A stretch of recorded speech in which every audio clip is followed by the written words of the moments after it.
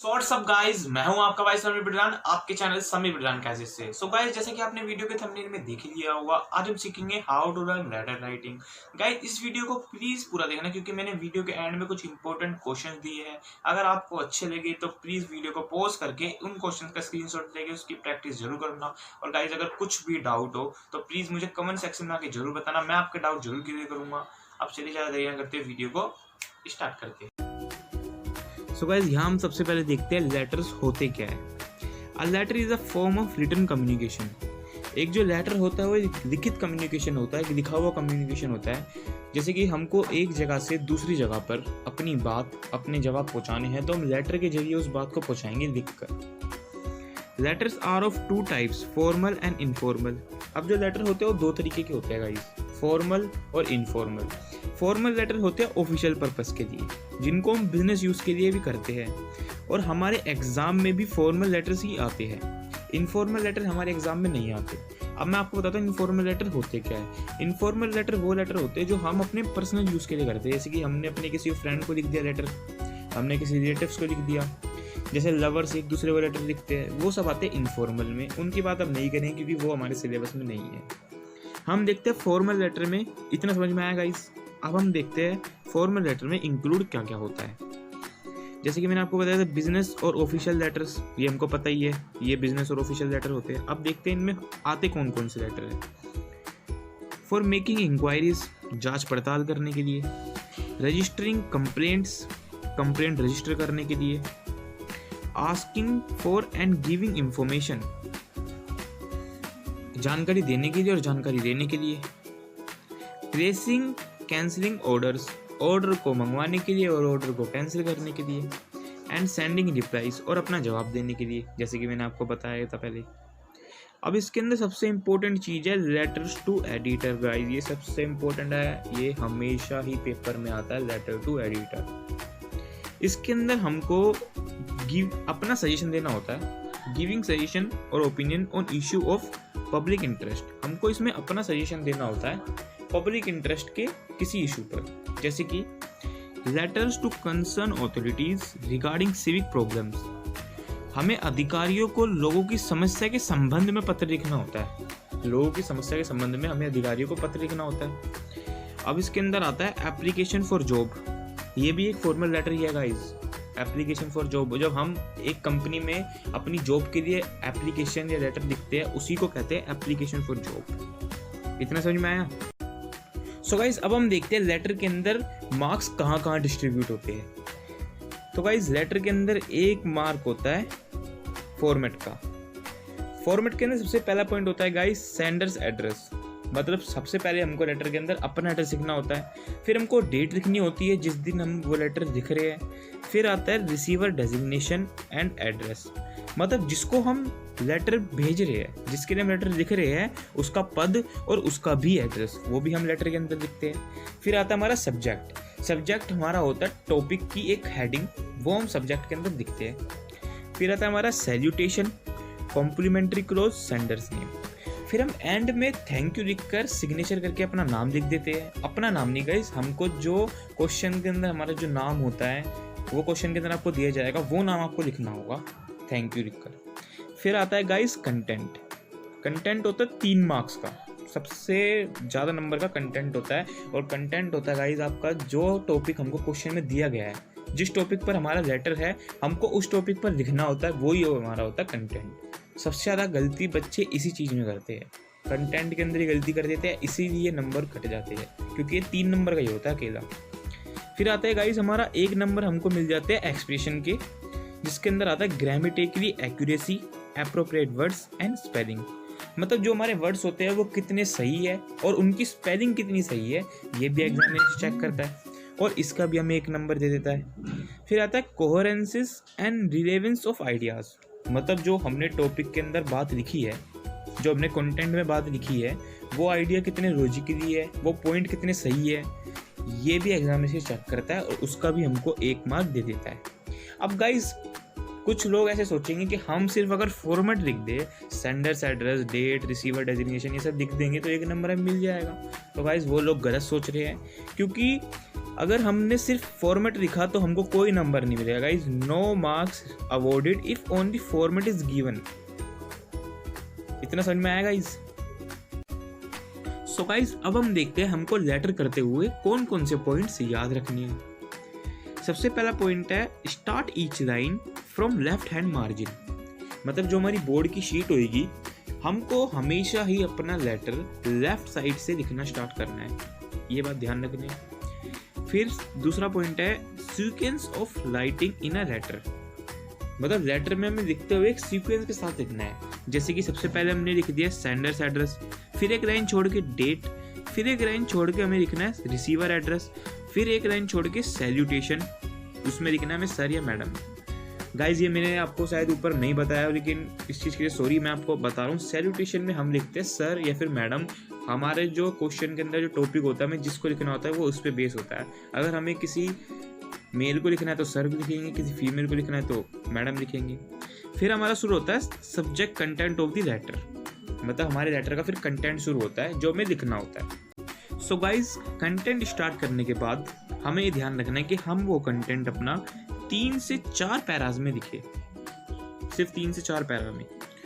पहले पैरा में हम लिखते हैं इंट्रोडक्टरी, मतलब जिस पर्सन को हमने लेटर लिख रहे हैं उस पर्सन से हम पहले पैरा में इंट्रो करते हैं। दूसरे और तीसरे पैरा में हम मेन आइडियाज लिखते हैं। मेन आइडियाज मतलब हमारे जो लॉजिकली पॉइंट्स होते हैं और जो हमारा सजेशन होता है उसको।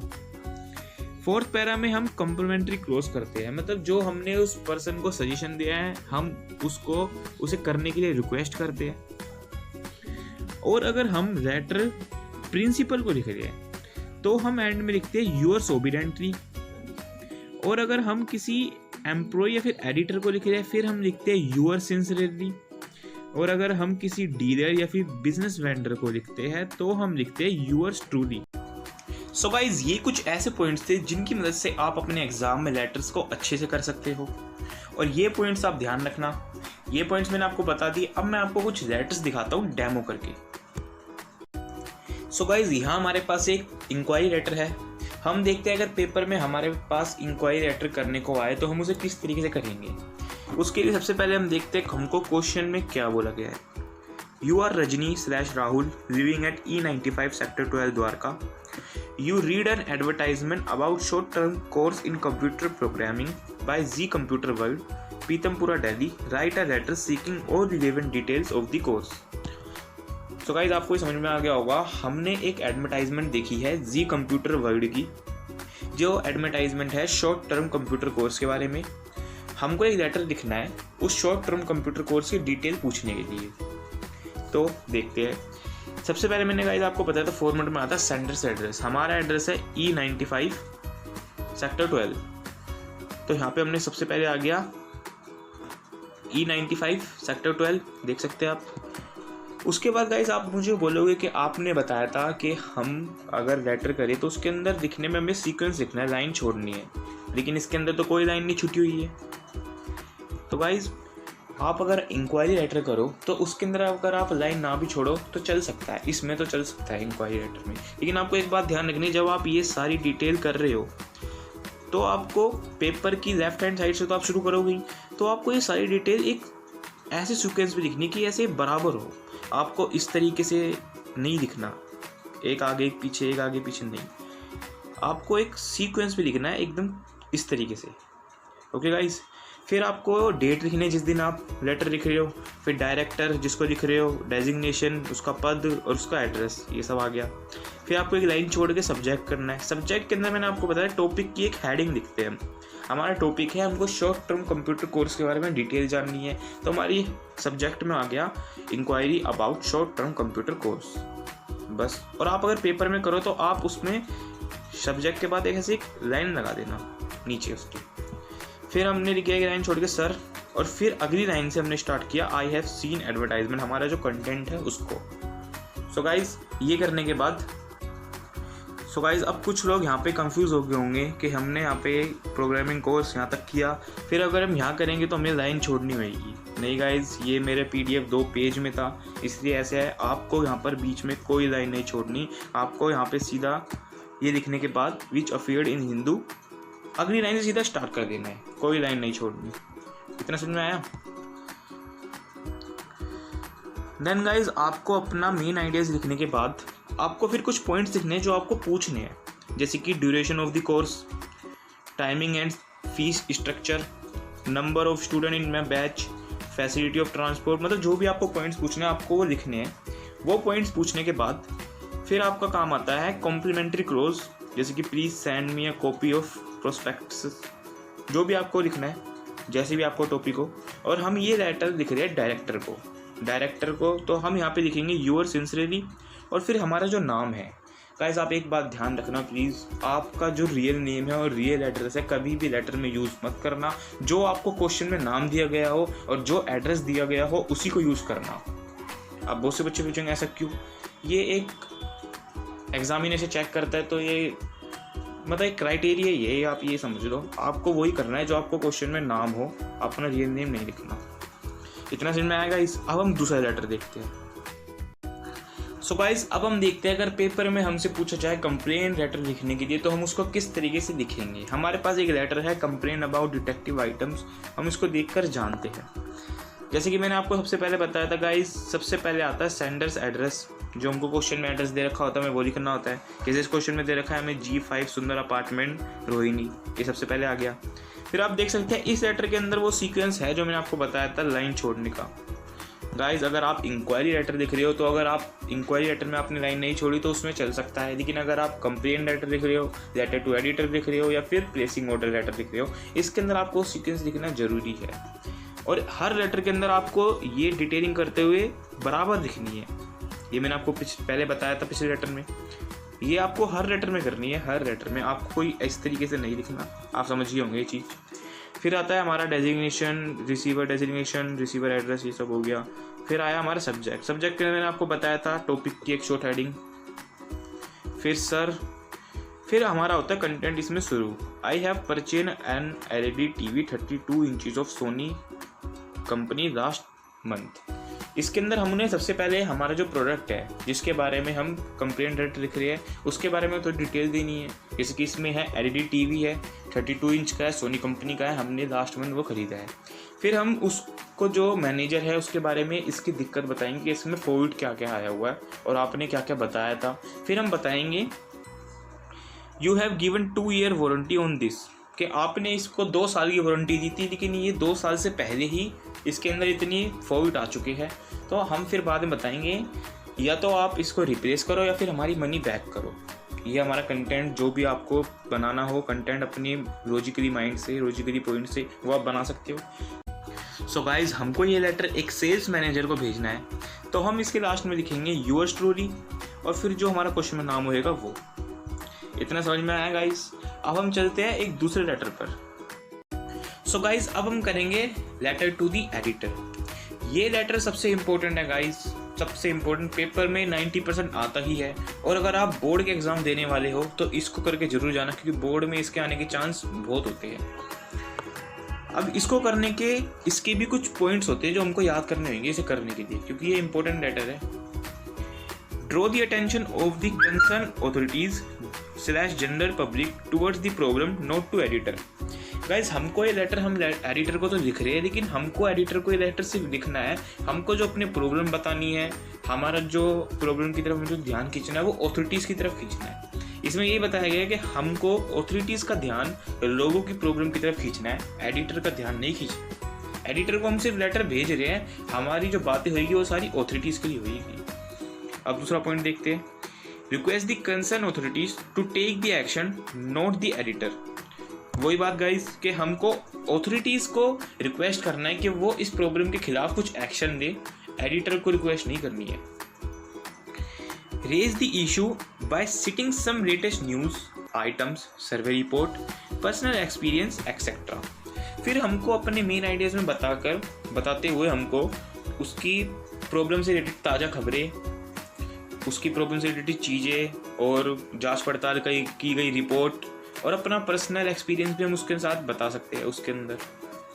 ये हो गया। फिर आता है इसमें चौथा point, analyse the issue in terms of its causes and consequences.